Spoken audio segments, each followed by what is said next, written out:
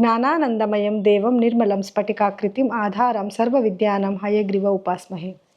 ನನ್ನ ಸಮಸ್ತ ಆರಾಧ್ಯಂ ಚಾನಲ್ ವೀಕ್ಷಕರೆಲ್ಲರಿಗೂ ಕೂಡ ವಿಭಾ ಶೆಟ್ಟಿ ಮಾಡುವ ನಮಸ್ಕಾರಗಳು. ಮಾಸ ಭವಿಷ್ಯ ಕಾರ್ಯಕ್ರಮಕ್ಕೆ ತಮಗೆಲ್ಲರಿಗೂ ಸ್ವಾಗತ. ಈ ತಿಂಗಳು ಅಂದರೆ ಫೆಬ್ರವರಿ 2026ರ ಮಾಸ ಭವಿಷ್ಯ ಕಾರ್ಯಕ್ರಮಕ್ಕೆ ತಮಗೆಲ್ಲರಿಗೂ ಸ್ವಾಗತ. ಈ ತಿಂಗಳಲ್ಲಿ ಪ್ರಮುಖವಾದ ಒಂದು ಹಬ್ಬ ಅಂತ ನಾವು ನೋಡೋದಾದರೆ ಮಹಾಶಿವರಾತ್ರಿ ಹಬ್ಬನ ನಾವು 15ನೇ ತಾರೀಕು ಆಚರಿಸ್ತಾ ಇದ್ದೀವಿ.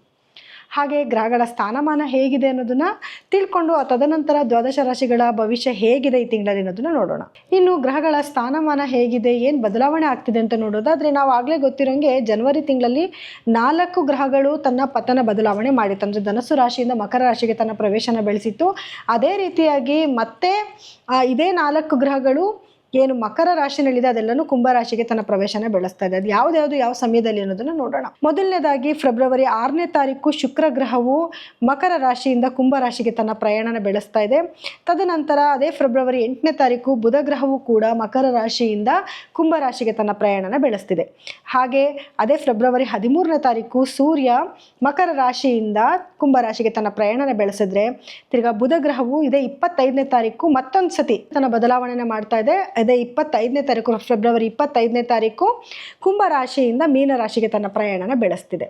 ಇನ್ನು ಏನು ಶನಿ ಗ್ರಹವು ಅದೇ ಮೀನರಾಶಿನಲ್ಲಿ ಸ್ಥಿತನಾಗಿದ್ದು, ಗುರುಗ್ರಹವು ಅದೇ ಮಿಥುನ ರಾಶಿನಲ್ಲಿ ಸ್ಥಿತನಾಗಿರ್ತಾನೆ. ಹಾಗೂ ರಾಹು ಕುಂಭರಾಶಿನಲ್ಲಿ, ಕೇತು ಬಂದು ಸಿಂಹರಾಶಿನಲ್ಲಿ ಸ್ಥಿತನಾಗಿರ್ತಾನೆ. ಹಾಗಿದ್ರೆ 12 ರಾಶಿಗಳ ಮೇಲೆ ಏನೆಲ್ಲ ಪರಿಣಾಮಗಳು ಬೀಳ್ತಿದೆ ಅನ್ನೋದನ್ನು ನೋಡೋಣ ಬನ್ನಿ. ಇನ್ನು 2026 ಫೆಬ್ರವರಿನಲ್ಲಿ ವೃಶ್ಚಿಕ ರಾಶಿಯವರ ಭವಿಷ್ಯ ಹೇಗಿರುತ್ತೆ ಅಂತ ನೋಡೋದಾದ್ರೆ ನೋಡಿ, ನಿಮ್ಮ ರಾಶಾಧಿಪತಿ ಆಗಿರುವಂತಹ ಕುಜಗ್ರಹವು 3ನೇ ಮನೆಯಲ್ಲಿ ಸಂಚಾರ ಮಾಡ್ತಾ ಇದ್ರು ಹುಚ್ಚವಾದ ಒಂದು ಸ್ಥಾನದಲ್ಲಿ ಕೂತ್ಕೊಂಡಿರೋದ್ರಿಂದ ಒಂದು ಅದ್ಭುತವಾದ ಒಂದು ಸಮಯ ಅಂತಾನೆ ಹೇಳ್ಬೋದು. ಅಂದರೆ ಸ್ವಲ್ಪ ನಿಮಗೆ ಧೈರ್ಯ ಬರುವಂಥದ್ದು. ಆಲ್ರೆಡಿ ನೀವು ಧೈರ್ಯವಂತರೇನೆ, ಯಾಕಂದರೆ ವೃಶ್ಚಿಕ ರಾಶಿಯವರ ರಾಶಾಧಿಪತಿ ಕುಜನೇ ಆಗಿರೋದ್ರಿಂದ ಸ್ವಲ್ಪ ಧೈರ್ಯ ಜಾಸ್ತಿ ಇರುತ್ತೆ. ಸ್ವಲ್ಪ ಸ್ಪೀಡಾಗಿ ಮಾತಾಡ್ತೀರಾ, ಕೆಲಸಗಳನ್ನ ಸ್ವಲ್ಪ ಬೇಗ ಫಿನಿಶ್ ಮಾಡುವಂಥ ವ್ಯಕ್ತಿತ್ವ ನಿಮ್ದಾಗಿರುತ್ತೆ. ಆದರೆ 3ನೇ ಮನೆಯಲ್ಲಿ ಸಂಚಾರ ಮಾಡ್ತಾ ಇರೋದ್ರಿಂದ ಸ್ವಲ್ಪ ನಿಮ್ಮ ಫ್ರೆಂಡ್ಸಿಂದ ಹೆಲ್ಪ್ ಆಗುವಂಥದ್ದು ಅಥವಾ ನಿಮ್ಮ ಸಿಬ್ಲಿಂಗ್ಸ್ ಅಂದರೆ ನಿಮ್ಗಿಂತ ಚಿಕ್ಕವ್ರು ಯಾರಿರ್ತಾರೆ ಅವ್ರ ಕಡೆಯಿಂದ ನಿಮಗೆ ಸ್ವಲ್ಪ ಹೆಲ್ಪ್ ಆಗುವಂಥ ಅಂದರೆ ನಿಮ್ಮ ಅಣ್ಣ ತಮ್ಮಂದಿರು ಯಾರೇ ಆಗಿದ್ರು ಕೂಡ ಅಥವಾ ತಮ್ಮ ತಂಗಿ ಯಾರೇ ಆಗಿದ್ರು ಕೂಡ ಅವ್ರ ಕಡೆಯಿಂದ ನಿಮಗೆ ಸ್ವಲ್ಪ ಸಹಾಯ ಆಗುವಂಥದ್ದು ಅಥವಾ ಅವರಿಂದ ಏನಾದರೂ ಒಂದು ಒಳ್ಳೇದಾಗುವಂಥ ಒಂದು ಟೈಮ್ ಇದಾಗಿರುತ್ತೆ. ಹಾಗೆ ನೀವು ಕೂಡ ಒಂದು ಸ್ವಲ್ಪ ಧೈರ್ಯವಾಗಿ ಕೆಲವೊಂದು ಡಿಸಿಷನ್ ತಗೊಳ್ಳುವಂಥದ್ದು, ಮುನ್ನುಗ್ಗೋಗಿ ಕೆಲಸ ಮಾಡುವಂಥದ್ದು. ಯಾರೆಲ್ಲ ಸೋಷಿಯಲ್ ಮೀಡಿಯಾದಲ್ಲಿ ಇದ್ದೀರಾ ಅಥವಾ 4 ಜನದ ಮಧ್ಯದಲ್ಲಿ ಸ್ವಲ್ಪ ನೀವು ಹೇಳ್ದಂಗೆ 4 ಜನ ಕೇಳ್ತಾರೆ ಅನ್ನೋಂಥ ಒಂದು ಪೊಸಿಷನಲ್ಲಿ ಇದ್ದೀರಾ ಅಂತಂದ್ರೂ ಕೂಡ ನಿಮಗೆ ಯಶಸ್ಸು ಸಿಗುವಂಥ ಒಂದು ಟೈಮ್ ಅಂತಲೇ ಹೇಳ್ಬೋದು.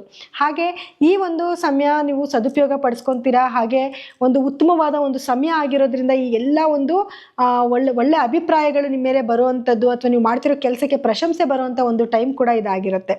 ಹಾಗೆ ಸಾಕಷ್ಟು ಗ್ರಹಗಳು ನಿಮ್ಮ 3ನೇ ಮನೆಯಲ್ಲಿ ಸಂಚಾರ ಮಾಡ್ತಾ ಇದ್ದು ತದನಂತರ 4ನೇ ಮನೆಗೆ ಸಂಚಾರ ಮಾಡಿದಾಗೂ ಕೂಡ ನಿಮಗೆ ಭೂಮಿಗೆ ಸಂಬಂಧಪಟ್ಟಿರುವಂಥ ಕೆಲವು ಕೆಲಸಗಳು ಮಾಡುವಂಥದ್ದು. ಯಾರೆಲ್ಲ ರಿಯಲ್ ಎಸ್ಟೇಟ್ ಬಿಸ್ನೆಸ್ ಮಾಡ್ತಾ ಇದ್ದೀರಾ, ಭೂಮಿ ತಗೊಳ್ಳೋದು ಮಾರೋದು ಈ ಕೆಲಸಗಳನ್ನ ಮಾಡ್ತಿದ್ದೀರಾ, ಅಥವಾ ಭೂಮಿ ವ್ಯವಹಾರ ಬಿಟ್ಟು ಬೇರೆ ಭೂಮಿನ ಮಾರಬೇಕು ಅಥವಾ ತಗೋಬೇಕು ಅಥವಾ ಮನೆ ತಗೋಬೇಕು ಅಥವಾ ಮನೇಲಿ ಏನಾದ್ರು ದುರಸ್ತಿ ಕಾರ್ಯಗಳನ್ನ ಮಾಡಬೇಕು ಅಂದರೂ ಕೂಡ ಅದೆಲ್ಲದಕ್ಕೂ ಒಂದು ಉತ್ತಮವಾದ ಸಮಯ ಅದಾಗಿರುತ್ತೆ.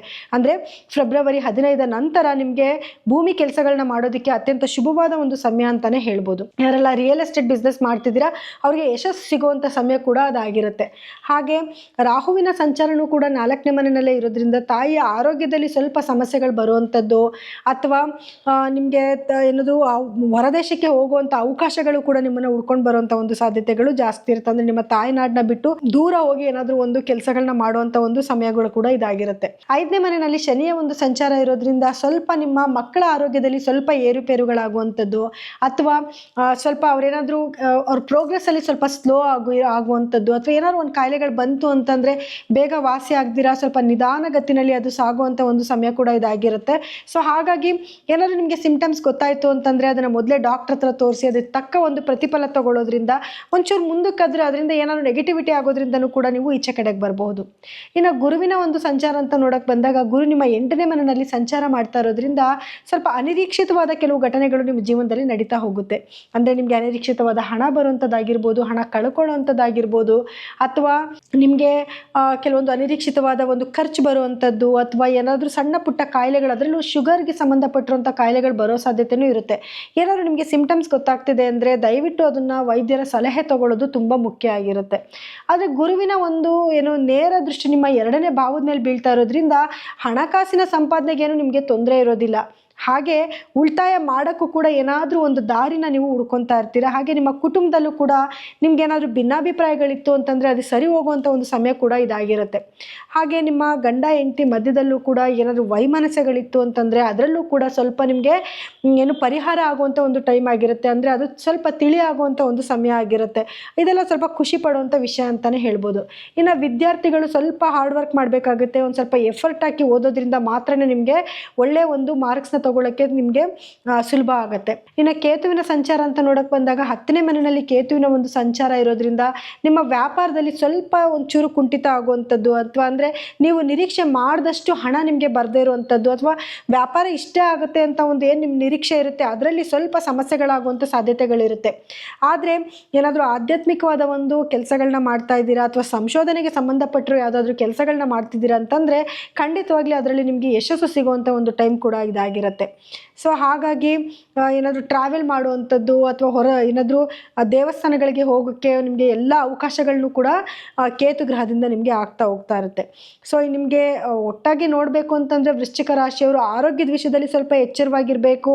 ವಿದ್ಯಾರ್ಥಿಗಳು ಓದಿನ ವಿಚಾರದಲ್ಲಿ ಸ್ವಲ್ಪ ಎಚ್ಚರವಾಗಿದ್ದರೆ ಈ ತಿಂಗಳಲ್ಲಿ ನಿಮಗೆ ಇನ್ನೇನು ಅಂಥ ಮೇಜರ್ ಅಂತ ನಿಮಗೆ ಸಮಸ್ಯೆಗಳೇನು ಬರೋದಿಲ್ಲ. ಇನ್ನು ಪರಿಹಾರವಾಗಿ ಏನು ಮಾಡ್ಕೊಬೇಕು ಅಂತ ನೋಡೋದಾದರೆ ಮೊದಲನೇದಾಗಿ ನೀವು ಗಣಪತಿ ಆರಾಧನೆ ಮಾಡುವಂಥದ್ದು ಅಥವಾ ಬೀದಿ ನಾಯಿಗಳಿಗೆ ಸ್ವಲ್ಪ ಆಹಾರನ ಅರ್ಪಿಸೋದ್ರಿಂದ ಸ್ವಲ್ಪ ನೀವು ಕೇತುವಿನ ಒಂದು ದುಷ್ಪರಿಣಾಮದಿಂದ ಈಚೆ ಬರ್ಬೋದು. ಹಾಗೆ ಗುರುಗೆ ಸಂಬಂಧಪಟ್ಟಂಗೆ ಅಂದರೆ ನೀವು ಹಳದಿ ಬಣ್ಣದ ಸಿಹಿ ಪದಾರ್ಥಗಳನ್ನ ನೀವು ಗುರುವಾರ ದಿವಸ ದಾನ ಮಾಡುವಂಥದ್ದು, ಹಸುಗಳಿಗೆ ಆಹಾರನ ಕೊಡುವಂಥದ್ದು, ಇದನ್ನು ಮಾಡ್ಕೊಂಡು ಬರಬೇಕು. ಹಾಗೆ ಶನಿಯ ಒಂದು ಅನುಗ್ರಹಕ್ಕೋಸ್ಕರ ಸ್ವಲ್ಪ ದಾನ ಧರ್ಮ ಮಾಡುವಂಥದ್ದು, ಅಂದರೆ ಶನಿವಾರ ಸಾಯಂಕಾಲದ ನಂತರ ಯಾರಿಗಾದ್ರೂ ಒಬ್ಬರಿಗೆ ಆಹಾರ ಕೊಡುವಂಥದ್ದು ಅಥವಾ ಅದಕ್ಕೆ ಸಂಬಂಧಪಟ್ಟ ಧಾನ್ಯಗಳನ್ನ ಕೊಡೋದ್ರಿಂದನೂ ಕೂಡ ಸ್ವಲ್ಪ ಸಮಸ್ಯೆಯಿಂದ ನೀವು ಈಚೆ ಬರ್ಬೋದು. ಹಾಗೆ ನಿಮ್ಮ ರಾಷ್ಟ್ರಾಧಿಪತಿ ಆಗಿರುವಂತಹ ಕುಜಗ್ರಹವು ಒಂದು ಉತ್ತಮ ಸ್ಥಾನದಲ್ಲಿ ಕುತ್ಕೊಂಡಿರೋದ್ರಿಂದ ಒಂದು ಉತ್ತಮವಾದ ಫಲಗಳನ್ನ ನಿಮಗೆ ಕೊಡ್ತಾ ಇರೋದ್ರಿಂದ ಸುಬ್ರಹ್ಮಣ್ಯ ಸ್ವಾಮಿಯ ಆರಾಧನೆ ಜಾಸ್ತಿ ಮಾಡುವಂಥದ್ದು, ಆಂಜನೇಯ ಸ್ವಾಮಿಯ ಆರಾಧನೆ ಮಾಡೋದ್ರಿಂದನೂ ಕೂಡ ಏನಾದರೂ ಸಣ್ಣ ಪುಟ್ಟ ನೆಗೆಟಿವಿಟಿ ಬರ್ತಾ ಇದ್ರೂ ಕೂಡ ಅದರಿಂದ ನೀವು ಖಂಡಿತವಾಗ್ಲೂ ಈಚೆ ಬರ್ಬೋದು. ಇನ್ನು ಇಲ್ಲಿವರೆಗೂ ಹೇಳಿರುವಂಥ ಫಲಗಳು ಸಾಮಾನ್ಯ ಫಲಗಳಾಗಿದ್ದು ನಿಮ್ಮ ವೈಯಕ್ತಿಕ ಜಾತಕನ ಒಮ್ಮೆ ಪರಿಶೀಲನೆ ಮಾಡಿಸ್ಕೊಳ್ಳೋದು ತುಂಬ ಒಳ್ಳೆಯದು ಅಂತ ಹೇಳ್ಬೋದು. ಯಾಕೆ ಅಂತಂದರೆ ನೋಡಿ, ಇವಾಗ ನಾವೇನು ಪ್ರೆಸೆಂಟ್ ಟ್ರಾನ್ಸಿಟ್ ಅಂದರೆ ಈಗ ನಡೀತಿರುವಂಥ ಗ್ರಹಗತಿಗಳ ಮೇಲೆ ಫಲಗಳನ್ನ ನಾವು ಹೇಳಿದ್ದೀವಿ. ಆದರೆ ನಿಮ್ಮ ಜಾತಕದಲ್ಲಿ ಗ್ರಹಗಳ ಸ್ಥಾನಮಾನ ಬೇರೆ ಆಗಿದ್ದಾಗ ಫಲಗಳಲ್ಲಿ ಸ್ವಲ್ಪ ವ್ಯತ್ಯಾಸ ಆಗುತ್ತೆ. ಹಾಗಾಗಿ ನಿಮ್ಮ ಜಾತಕನ ಒಮ್ಮೆ ಪರಿಶೀಲನೆ ಮಾಡಿಸ್ಕೊಳ್ಳಿ. ನಿಮ್ಮ ದಶಾಭುಕ್ತಿಗೆ ತಕ್ಕಂಥ ಕೆಲವೊಂದು ಪರಿಹಾರಗಳನ್ನ ಕೂಡ ನೀವು ಮಾಡ್ಕೋಬಹುದು. ನೀವೇನಾದರೂ ನಮ್ಮಲ್ಲಿ ಜಾತಕಗಳನ್ನ ಕೇಳಿಸ್ಕೊಬೇಕು ಅಂತಂದರೆ ನಮಗೆ ಕೆಳಗಡೆ ಸ್ಕ್ರೋಲ್ ಆಗ್ತಿರೋಂಥ ನಂಬರ್ಗೆ ನೀವು ಕರೆ ಮಾಡಿ ನೀವು ಪರಿಹಾರನ ಕಂಡಿಡ್ಕೋಬಹುದು. ಹಾಗೆ ನಿಮ್ಮ ಸಮಸ್ಯೆಗಳಿಗೆ ಕೆಲವೊಂದು ಬಾರಿ ನಿಮಗೆ ಕೆಲವೊಂದು ಕ್ರಿಸ್ಟಲ್ಸ್ನ ಕೂಡ ನಾವು ಸಜೆಸ್ಟ್ ಮಾಡ್ತೀವಿ. ಅದನ್ನು ಹಾಕೊಳ್ಳೋದ್ರಿಂದನೂ ಕೂಡ ನಿಮಗೆ ಅದೃಷ್ಟ ನಿಮ್ಮ ಜೀವನಕ್ಕೆ ಬರುತ್ತೆ ಅಂತಲೇ ಹೇಳ್ಬೋದು. ಹಾಗೆ ಈ ಕಾರ್ಯಕ್ರಮನ ಮುಗಿಸೋಂಥ ಸಮಯ ಇದಾಗಿದೆ. ಇನ್ನು ಮುಂದಿನ ತಿಂಗಳ ಮಾಸ ಭವಿಷ್ಯ ಕಾರ್ಯಕ್ರಮದಲ್ಲಿ ಮತ್ತೆ ನಾನು ನಿಮ್ಮನ್ನು ಭೇಟಿ ಮಾಡ್ತೀನಿ. ಎಲ್ಲರಿಗೂ ಕೂಡ ನನ್ನ ನಮಸ್ಕಾರಗಳು.